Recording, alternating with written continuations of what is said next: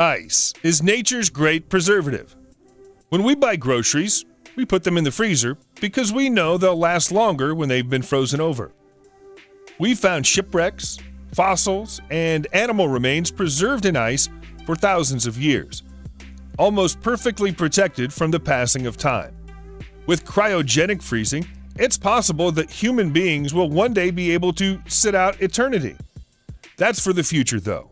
Right now, we have this fantastic video of incredible things that have been found in ice. When you go on a polar expedition, not everything you take with you makes it back. If you're unlucky, you might not even make it back yourself.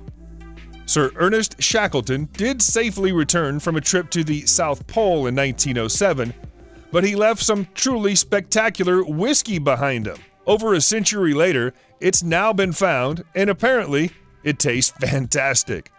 The bottles of McKinley's rare Old Highland malt were a personal favorite of the famous explorer, but he had to abandon them when he aborted his mission in 1909. A century of snow and ice settled over the top of them, but a research team in New Zealand located them after a painstaking operation. After being slowly and delicately thawed out in Scotland, one of the 10 bottles has been opened and poured.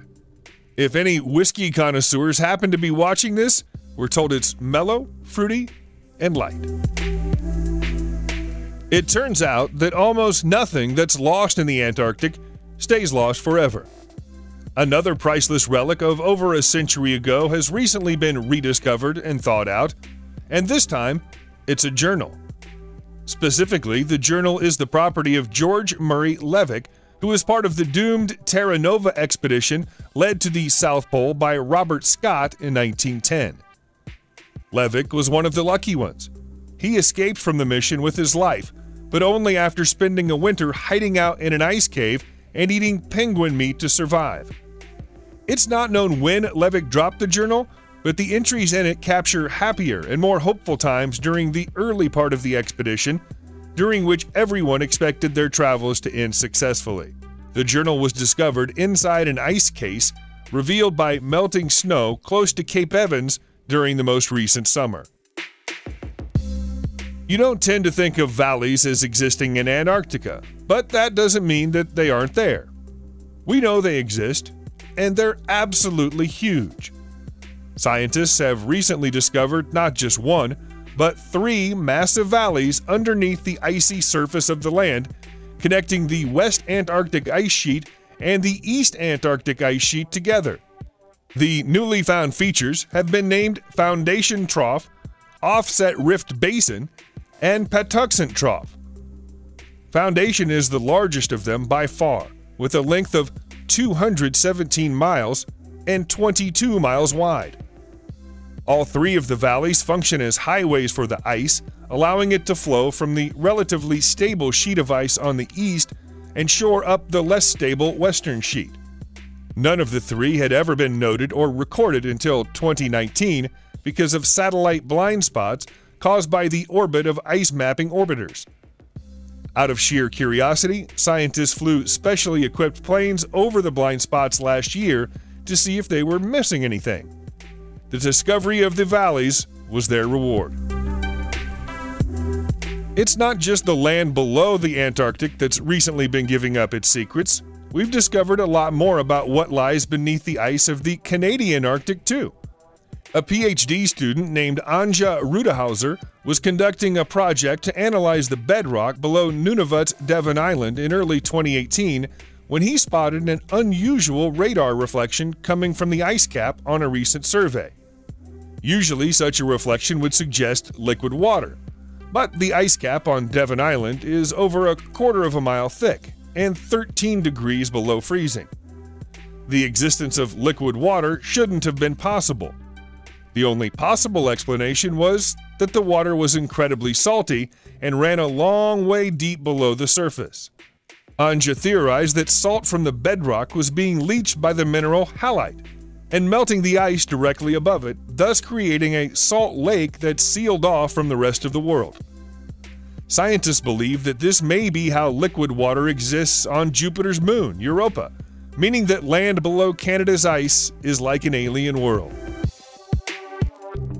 Although dinosaurs get most of the headlines, they weren't the only giant animals who roamed the face of the earth in prehistoric times. There were also saber-toothed tigers and woolly mammoths. Sadly, the huge but cute-looking mammoth didn't survive into the modern human era, but we still occasionally find the remains of them encased deep inside the ice. A complete female mammoth body was recently found in the Lyakhovsky Islands in Siberia, Russia. Not only is the skeleton complete, but flesh, muscle, and fur were still attached to the body. What makes the find all the more remarkable is that the flesh was so well preserved that the muscle tissue is still red, as if it were fresh meat. The lower half of the mammoth was found trapped inside totally pure ice, with the upper half having lain in the tundra for thousands of years. It's not known how the mammoth died, but the fact that the trunk was found some distance from the carcass suggests it may not have been a natural end. Antarctica hasn't always been a frozen wasteland. In the distant past, it was a verdant oasis, perfect for sustaining life. We know that because we occasionally find the fossils and remains of prehistoric creatures there, including a recently discovered new subspecies of dinosaur, a type of archosaur. The creature was about the size of an iguana and would be considered an ancestor to modern crocodiles. It was carnivorous and would have survived by eating mammals and amphibians. In honor of the legendary explorer we mentioned earlier on, this 250 million-year-old species has officially been named Antarctinax shackletoni. Researchers are now having to think again about the diversity and spread of early Earth creatures. As Africa and Antarctica were once joined together, it's always been assumed that the animals that lived on the land back then would be similar.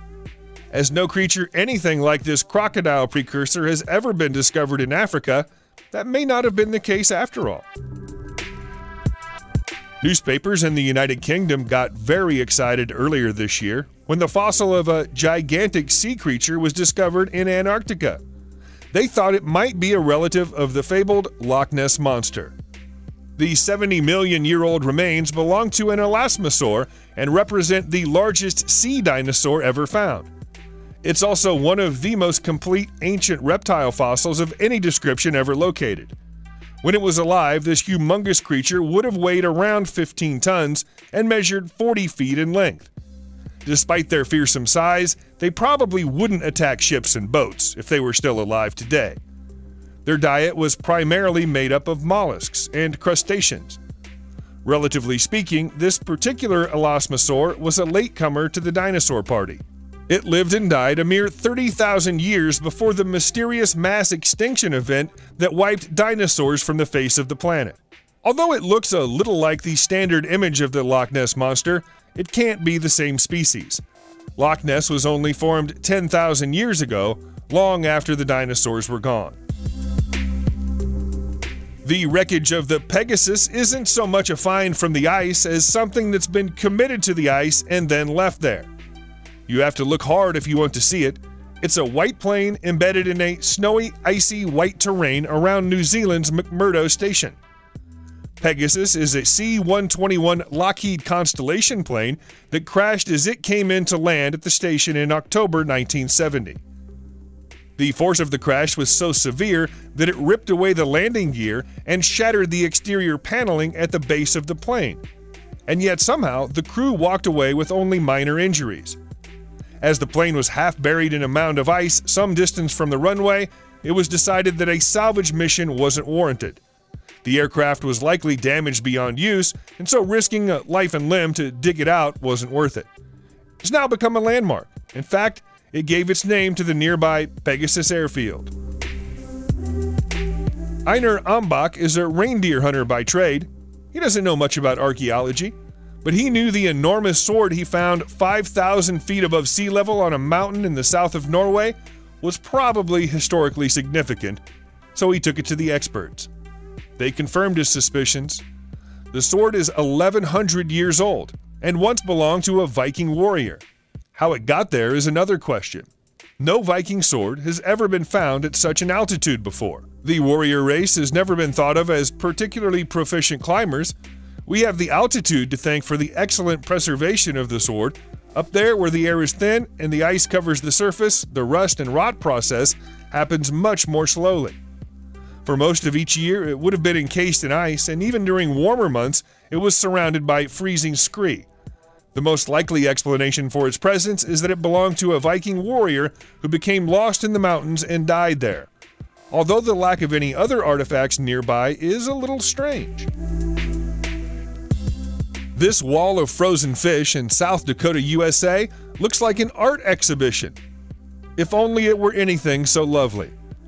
The real story behind it is a little more grisly than that. The thin sheets of ice contain a variety of fish species, such as carp, which are native to the area. The fish are long dead. They died when ice formed over the surface of Lake Andes and prevented sunlight reaching algae in the water. Without algae, no oxygen was produced. Without oxygen, the fish suffocated. Once the fish were dead, they floated to the surface.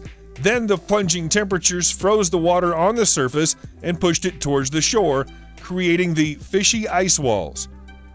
It's an unpleasant tale, although if the local residents are to be believed, the story isn't as unpleasant as the smell. Fortunately, they didn't have to worry about that for very long. Bald eagles, American crows, and other birds were quick to spot the easy meals and flew in to take them away as the ice thawed.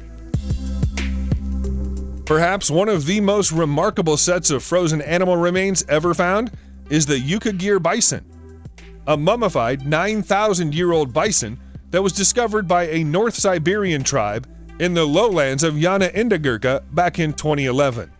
The cadaver was in such good condition that experts were able to perform almost a complete autopsy on it and discovered much about the steppe bison, which is a direct relative of the bison that still exist on Earth today. Even the bison's brain had survived the freezing process to the point where the team was able to perform a CT scan on it as easily as if it had died the previous week. The heart, blood vessels, and digestive system of the bison also have survived the full 9,000 years, although some of the other internal organs have undergone dramatic shrinkage. After studying the creature's anatomy, the scientists came to a conclusion about the manner in which its life came to an end.